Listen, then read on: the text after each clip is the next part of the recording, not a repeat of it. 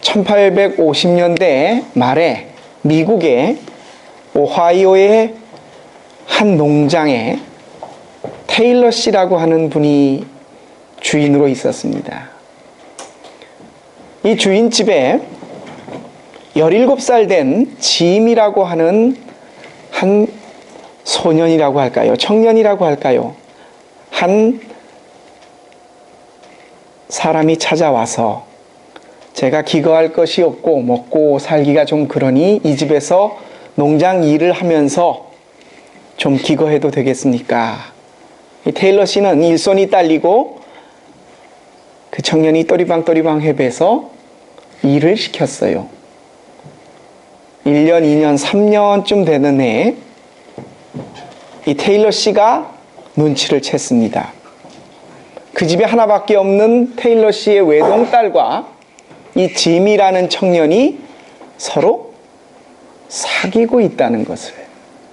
그래서 화가 난 테일러 씨는 니놈 주제에 감히 우리 딸을 넘보냐고 그 짐을 끌어내서 주먹으로 패고 3년치 월급은 고사하고 그냥 자기 짐도 챙기지 못하게 내쫓았습니다. 그리고 그 둘을 띄워놓고 약 35년의 세월이 흘렀습니다.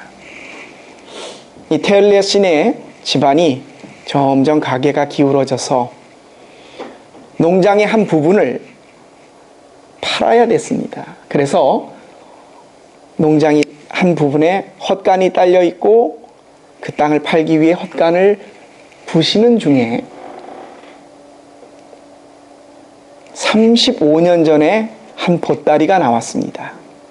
바로 그 짐이라고 하는 청년이 가지고 가지 못한 보따리였습니다.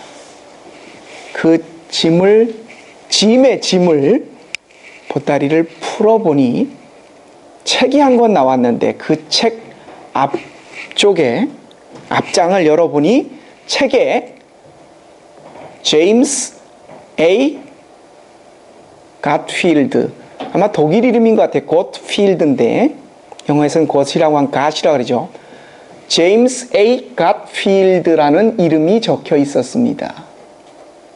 그거 아십니까? 그 해, 그 당시 35년이 지난 대통령 이름이 제임스 A. 갓필드, 실제 미국에서 있었던 사실입니다. 이 테일러 씨가 35년 후에 그 일을 알았었다면 그 짐을 그렇게 두드려 패고 내쫓았을까요? 사람은 그쵸, 뭐 1시간 한 치 앞을 내다 못 본다, 그런 얘기를 합니다. 오늘 설교 제목이 모든 것을 건다는 것. 제가 어디서 이 설교 제목을 따왔겠습니까?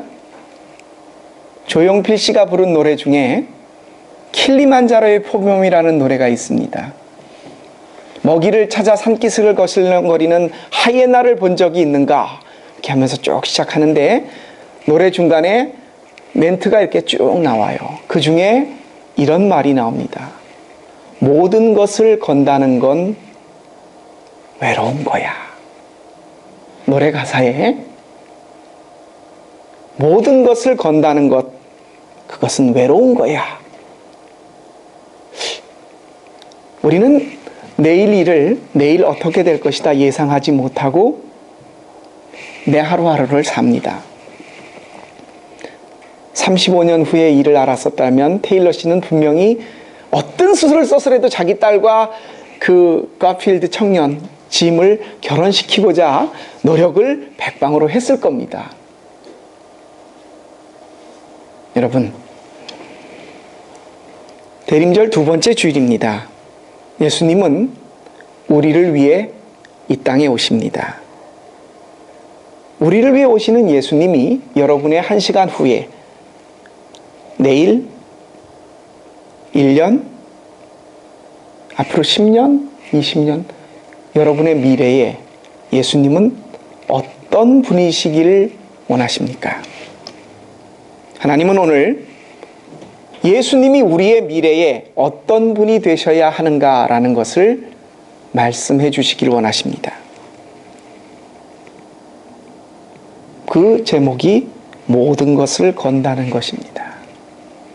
오늘은 마가복음에 나오는, 사실 마가복음에만 나오지 않고 오늘 이 사건은 마태, 마가, 누가, 요한복음 중에 누가복음을 제외한 세 개의 복음서에 모두 기록이 되어 있는 말씀입니다. 마태와 마가 같은 입장을 취하고 있고 요한은 조금 다른 관점에서 이 사건을 봅니다. 예수님께서 자주 가셨던 친구의 집이 있었습니다. 베다니에. 마태, 마가에서는 시몬, 나병이 걸렸던, 피부병이 걸렸던 시몬의 집이라고 표현을 하고 있고, 요한복음에서는 죽었다가 다시 살린 예수님의 친구 나사로의 집이었다라고 기록을 하고 있습니다. 거기에 한 여자가 저녁 식사 시간에 옵니다. 마태와 마가복음에서는 한 여인이, 근데 요한복음에서는 바로 이 나사로의 여동생이었던 마리아가, 아주 사람의 이름을 콕 집어서 얘기합니다. 마르다의 동생 마리아가 예수님에게 나와서 그 다음에 순전한 나드라고 하면 인도산 향유입니다. 여러분 아십니까? 예전에 마르코 폴로가 중국에 가서 이렇게 후추를 가지고 들어오기 전에 가져왔을 때 후추 1g이 금 1g과 가격이 똑같았던 거. 여러분 집에, 그렇죠? 후추, 그게 금 1g과 후추 1g이 네덜란드에 튤립이 처음 전해졌을 때 튤립 한 송이가 집 한 채 값이었다는 거 아십니까? 그 당시에 2000년 전에 나드라고 하는 인도산 향유 한 옥합이라 그랬고, 마태와 마가에서는, 요한복음은 한 근이라고 합니다. 한 근을 600g이었는지 모르겠는데 어쨌든 한 호리병 속에 향유를 가지고 왔어요.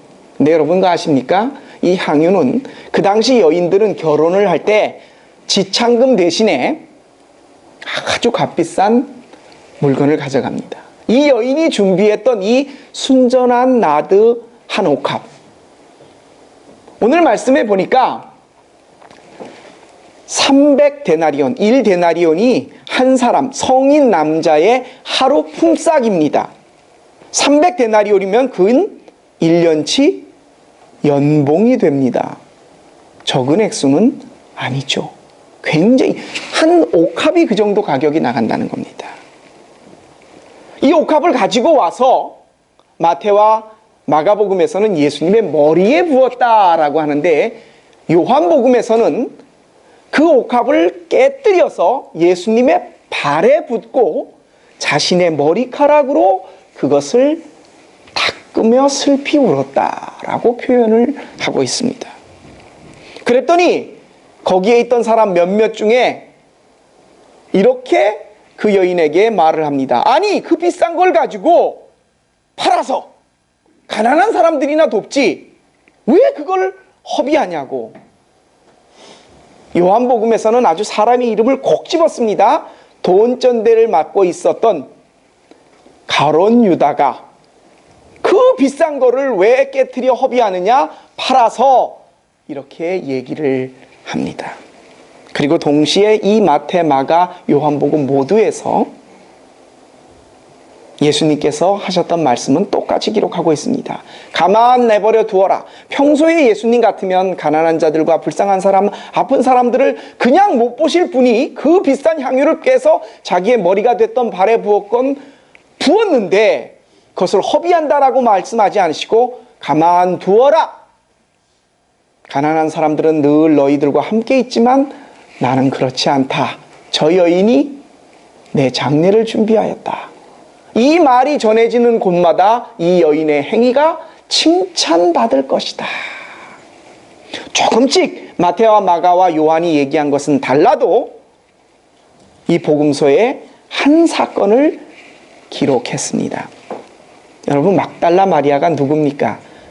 니코스 카잔카스키는 예수님의 정부, 그랬고 나중에 그 그리스도 최후의 유혹이라는 곳에 보면 예수님께서 십자가에 달렸다 기절해 갖고 내려와 가지고 이 막달라 마리아와 결혼을 해서 아이를 낳고 살고, 그것이 나중에는 예수님의 후손으로 돼 갖고 다빈치 코드니 그런 얘기들을 만들어내는 소설을, 실제 얘기가 아니라 소설입니다. 그 사람이 쓴 니코 카사카사키의 그리스도 최후의 유혹이라는, 그래서 카톨릭으로부터 엄청난 비판에 직면해 있었었죠. 어쨌든 바로 그 여인 막달라 마리아, 성경에는 그 여인을 창녀라고 표현을 하고 있습니다. 자기의 몸을 팔아 먹고 사는, 예수님이 죄인과 세리와 창녀의 친구였다라는 말에 그 창녀의 친구가 바로 이 막달라 마리아를 가리키는 것이다 라고 얘기를 합니다. 이 베다니에 살았던 나사로와 그의 두 여동생들 마르다와 마리아는 일찍 부모님을 여의고 셋이서 험한 일을 하면서 살아갔던 것 같습니다. 이 집에 예수님께서는 자주 방문을 하셨습니다. 그리고 그 집에서 식사하던 도중에 이 일이 일어났습니다. 1년치 연봉되는 그 향유를 깨뜨렸다라고 합니다. 여러분, 그거 아십니까? 고대 근동 지방에서는 아주 귀한 것, 자기 집에 누가 손님이 왔을 때 그릇이나 이런 것들을요, 아주 귀한 사람, 그 사람이 왔을 때는 이 사람만을 위해서 쓴다고 해서 그 그릇을 그 귀한 사람이 쓴 다음에는 씻지 않고 깨트려 버렸습니다. 임금이 와서 우리 집에서 식사를 했다? 그 그릇은 영원히 그 임금 위에는 다른 사람이 쓰지 못하게 위해서 그것을 파기해 버리니까 최고의 존엄, 내가 정말 이 그릇은 이 사람 외에는 다시 쓸 수 없는 그릇이다라고 하기 위해서 깨트려 버리는 겁니다. 아무개나 그러지 않죠. 그 비싼 거를요. 그래서 왕이나 아주 자기가 존경을 표하는 사람에게 극도의 예우로서 그 사람이 썼던 잔이나 그 사람이 썼던 그릇 모든 것을 파기해 버린답니다. 가장 명예스럽고 존경스럽게 여겨서 깨트린다고 합니다. 그 여인이 예수님 앞에서 그 향유를 깨트렸습니다. 여러분, 이 여인은, 가난했던 창녀였던 이 여인이 자신의 결혼 지참금으로 준비하고 있었던 자신의 전 재산을 예수님께 깨트렸습니다. 뭡니까? 단지 액수가 아니에요. 나는 이제 내 운명, 내 미래를 예수님께 바칩니다 라고 표현한 것입니다. 자신의 모든 것을 예수님께 건다는 겁니다. 평소 예수님 같으시면 쓸데없는 일 하지 말, 그런 거 나는 괜찮다, 이거 팔아서 가난한 자들에게 주고, 그렇게 하셨을 충분한 성품이십니다. 그렇게 먼저 얘기하실 분입니다. 평소에 그분께서 보이셨던 행동으로는 그게 짐작이 가고도 남습니다. 다른 사람들도 예수님의 마음을 읽었는지 그렇게 말합니다. 가난한 사람들에게 그걸 팔아 나누어 주지 왜 그걸 쓸데없이 허비하냐. 그런데 예수님은 뜻밖에도 그 여인을 칭찬하셨습니다. 대부분의, 그래서 우리가 그걸 보면서 예수님께 헌신했던 그 여인의 모습이 아름다워서 그럴 것이다. 또 오늘 말씀 그대로에 있는 거 보면 자신의 죽을 것을 슬퍼하며 미리 장례를 준비하는, 예수님의 마음을 위로해 주어서 그럴 것이다. 아니면 자신의 장례를 미리 준비하는 여인의 모습이 신통해서 그러셨을까요?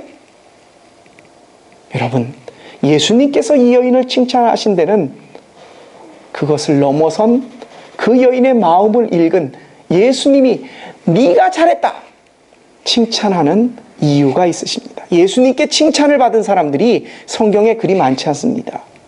가장 대표적인 사람 중에 하나가, 대부분들이 다 이방 사람들이었어요. 자신의 종이 병에 걸려 있었을 때 로마의 군인으로서 예수님에게 찾아와서 내 종을 고쳐주십시오.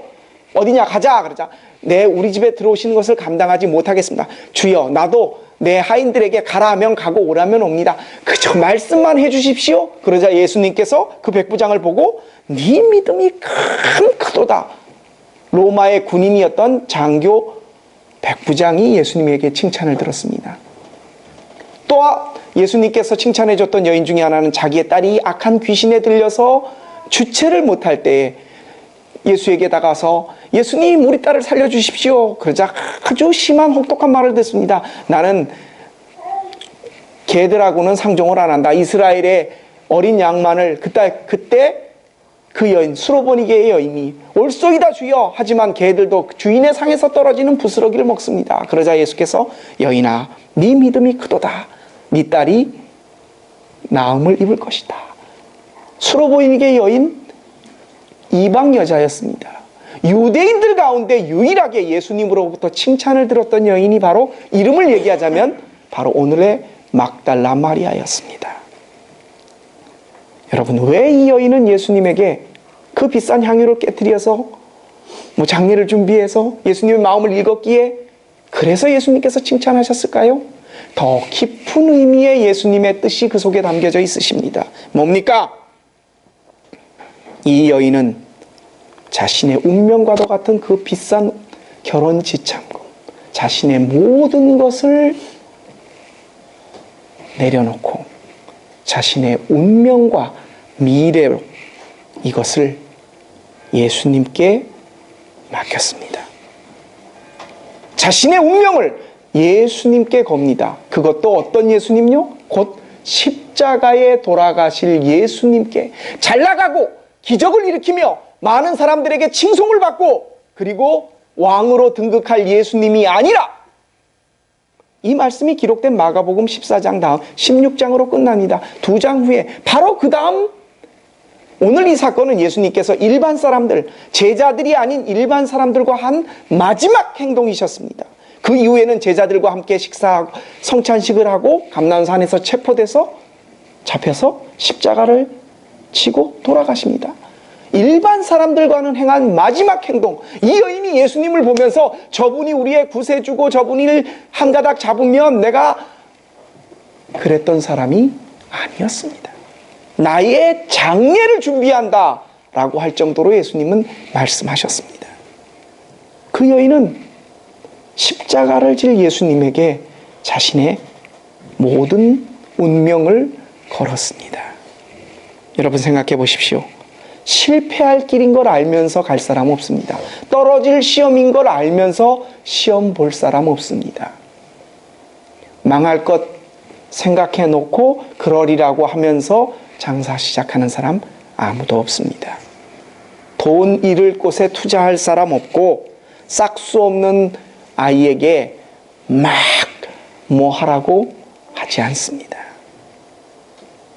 예수님께서 당신이 가이사라 빌립보로부터 시작해 3번이나 인자가 고난을 당하고 십자가에 죽을 것이다 라고 말했었을 때에 다른 사람들, 예수님을 따라다녔던 사람들의 반응을 보십시오. 가룟 유다는 실망해서 본전이라도 건지겠다고 예수님을 팔았습니다.